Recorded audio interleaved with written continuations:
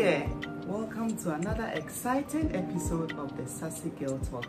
On today's show, we are going to discuss one controversial topic.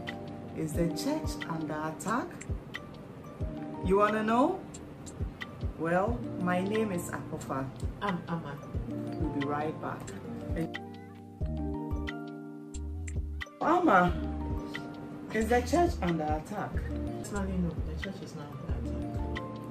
I think one thing that the church is losing focus of is that people are becoming more enlightened.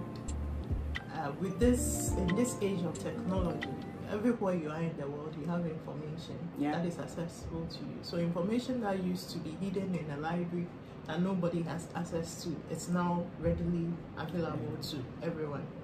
So when you look at the history of Christianity, especially in Africa, how Christianity was introduced to Africans, you have a letter from King Leonard, and I shouldn't be calling him king, looking at the atrocities that he committed with his people in the Congo. And then we can also talk about the genocides in all parts of Africa, Cameroon, etc. The history of slavery, the history of colonization. With it came Christianity. And it wasn't something that was given to our people and then they accept readily. No. So when you read the letter from King Leonard to his people in Congo, he tells them that the Africans have a God. The Africans actually do good things. You know, they submit to a God and then they have a true worship. But their purpose there, so he understands that their purpose is in Africa is not to teach us the way of God. And being true to God, because we're already in oneness with God. Their purpose there is to make sure that they demoralize us so that we think that to be in oneness with God, you need to be poor to allow them gain access to our raw materials. The poor in heart, for they will shall inherit the heaven, so that they can have access to our resources.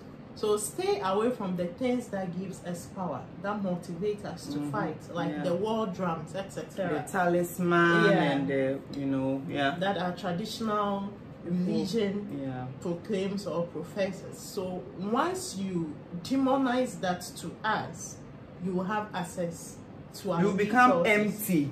Yes, because to us, those things symbolized power, divine power. Yes. So God is with me. And in the olden days, they had tangible things that represented God. Like the talisman, the smoke with the mirrors and all those things, and other beads wielded. I remember watching Crown. The Queen said that there was, I don't know which of the episodes, maybe 3 or 4. She said one of the Ashanti kings, that was said to be that the first, I don't know, gave her a brooch which represented courage. And when she had to have a discussion with Margaret Thatcher, she had to put on that brooch to give her that courage, because Margaret Thatcher was a tough woman. So our ancestors have it all, or they had it all, you know. But then to foster their work, because our people weren't willing, they had to bring in tactics of intimidation, oppression. So rape, killing, then the slavery came, you know, put people under ships. Even when you go to the Cape Coast Castle, just beneath the church, it's a dungeon that Africans are put in, and until they die, they are not given food, nothing. They die, then they are brought out and thrown away. So the history of the church is coming up. And I think that the church needs to confront its history, because there is no way Africans now, especially young Africans, will look at that history and say that no, we are going to push it aside and then it's going to be business as usual. So my question is, this is a personal thing, why don't we just focus on the Bible and forget about the history? Because it is history. No, because then when you look at the original Bible, which the Ethiopians had, a lot of the things that we have in the Bible today, you realize that some were added to foster the work of the colonizer. Okay.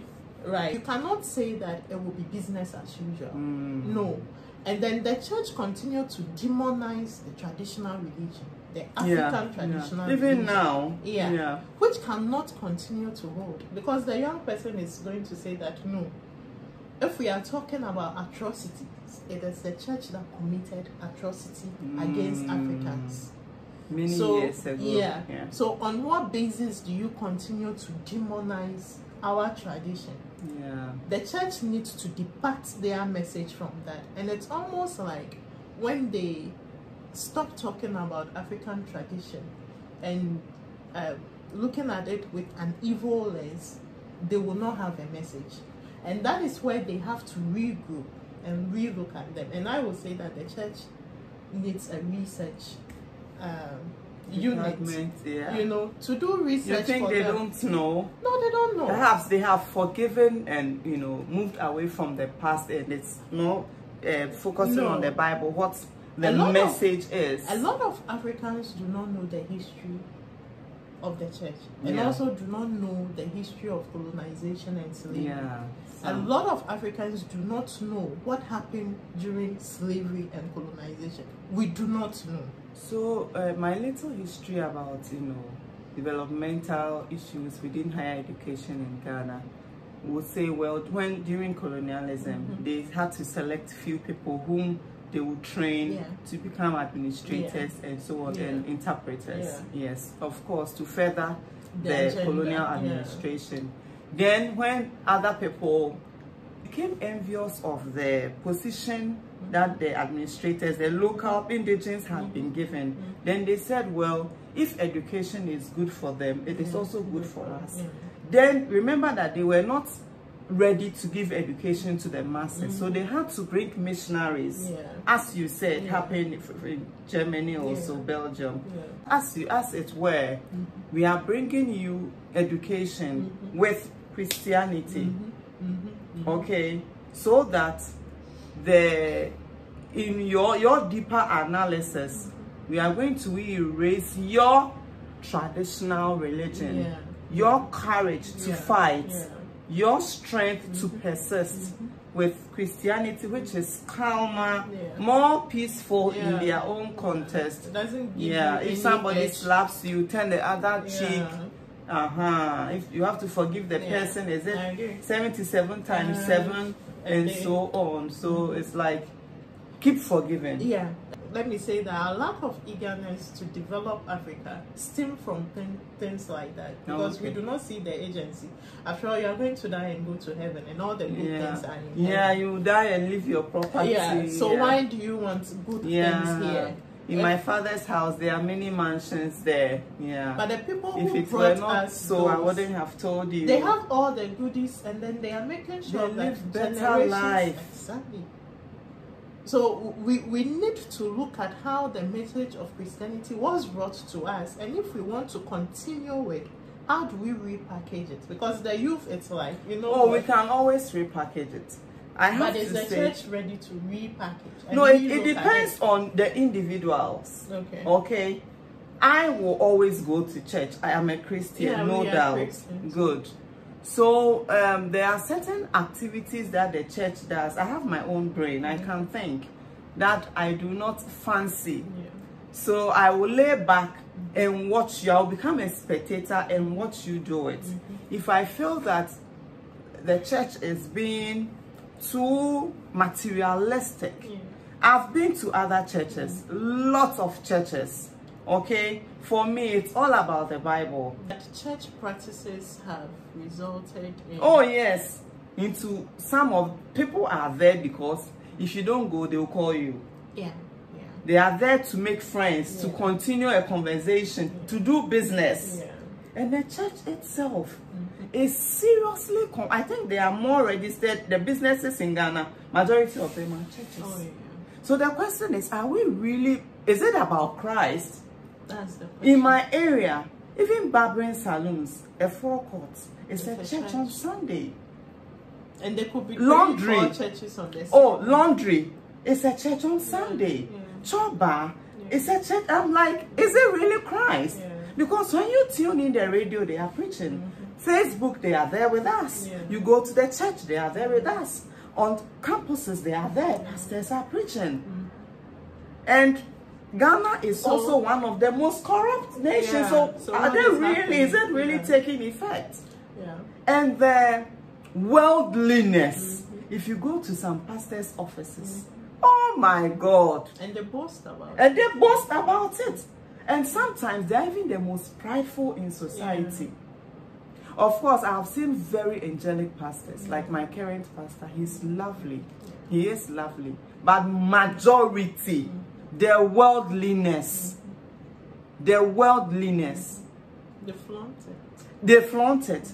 And some of them are very disrespectful. And others too. It's like, keep bringing the money. Because when you gather, it is money. Keep bringing the money. Keep projects on ending. And for me, because my passion is in education, I always still look, I'd rather use this money to help my basic school. I didn't go to good schools.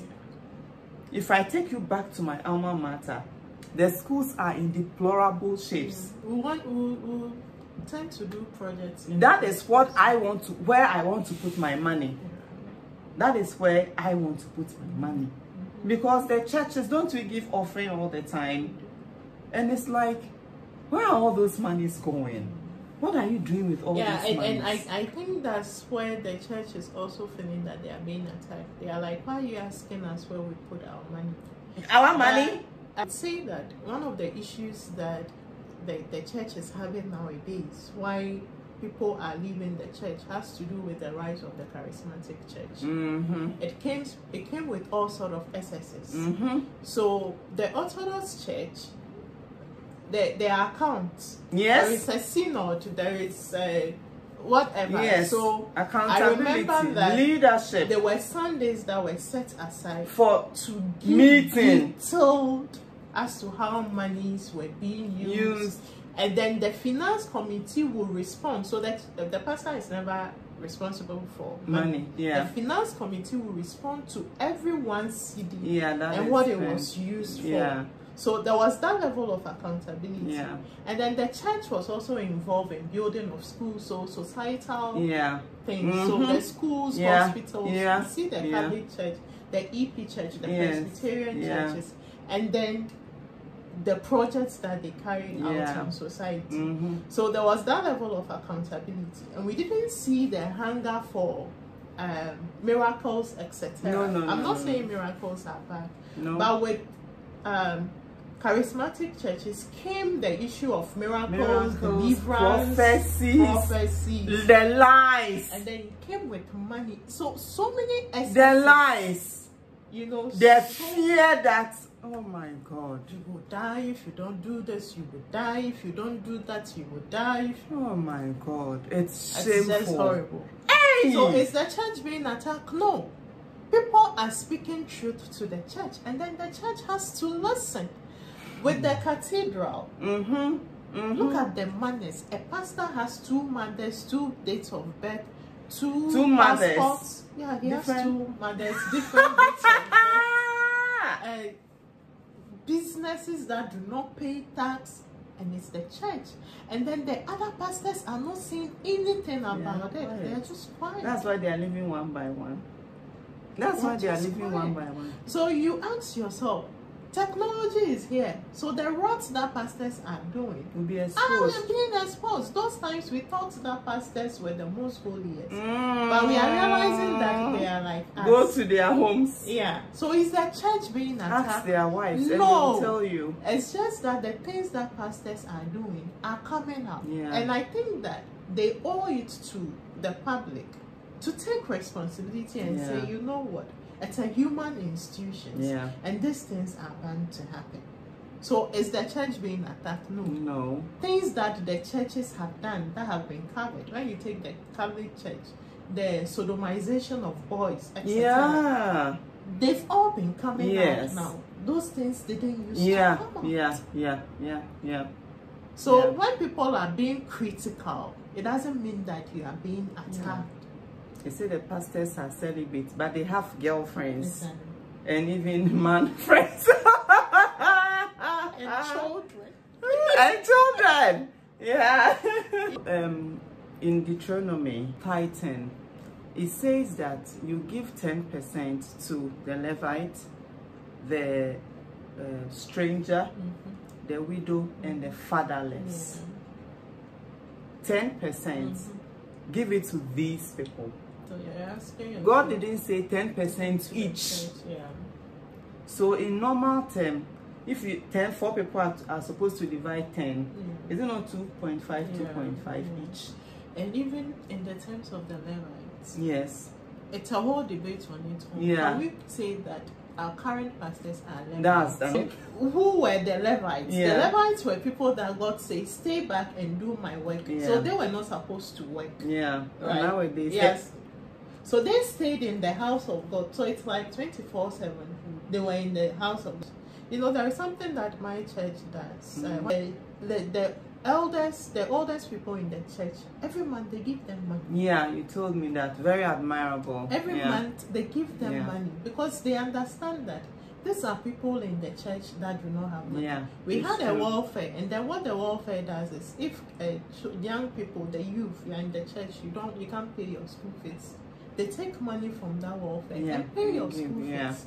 You know, those are things that when you are doing, people can see evidently where the money is going. And generously give. Yeah. And if you are building, give accounts. This is how much we've used for this building and that. So the church, I disagree with pastors who have come out to curse people because they are asking, where is that money going to? It's empty. The church, the people in the church. When people are bringing money, they are smiling. When we try to rebel, then you are frowning. Really go ahead. It's empty. It is to be cursing. It is empty. And then finally, on my part, I'll say that the church has a very selfish outlook, especially to developmental issues. Okay. I would take myself as an example and the people around me. When it comes to developmental issues, the roads are not good, hospitals are not. They will tell you it is not their mandate. Yeah. But they can do transportation business. Yeah. And then they also tell you that you as a Christian, you are covered. By the blood of Jesus, you are covered. So you will not get involved in road accidents. You will not die because of malpractice at the hospital, etc. But what have we seen? People who have sowed seed and others get involved in road accidents, etc. The church owes it to its members to tell them that is how come I like Pastor Odro. To tell them that it is the government's responsibility that you are paying tax to fix roads. It is not Jesus that is coming to save you from road accidents. If the road is not functioning well, there are potholes, etc., and they can't get involved in an accident, whether you are a Christian or not, you pay your tithes, etc., you can die. Of course. We need to, and pastors need to speak the truth to their congregation. So the fact that we are Christian doesn't, as it were, protect us from societal vices. No. They will happen to you. And we need government to do their work. Yeah. So the church cannot be seen as, oh, give offertory, pay your tithes, sow seed, and you are covered by divine protection. So when they are talking about debt restructuring, for the fact that you are a Christian, the government is not going to touch your bond. You know, you don't have to roll your windows up because you and your children, you are not hungry. Yeah. So the street children are not your business. But the poor will still remain with us.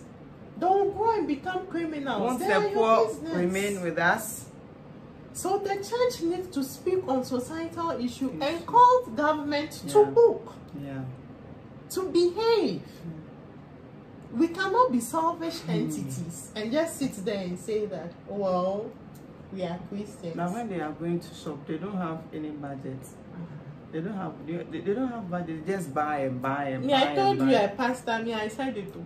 A pastor says that with all this recession, economic recession going on, don't tell your children that you need to change behavioral. There has to be behavioral changes, budgetary changes in the house. Continue to spend because they are. You go bankrupt. You see, The issue is that they are in a different circumstance. You like the politicians, they don't feel the hunger. No, you need to re-strategize as a church member. They don't. Yes, Jesus provide, but you need to re-strategize. Don't we? But do you expect that? Are you waiting for a pastor to tell you that you don't have money in your pocket? When you tell the congregation that don't strategize. Because they are not strategizing. Everything is well with them.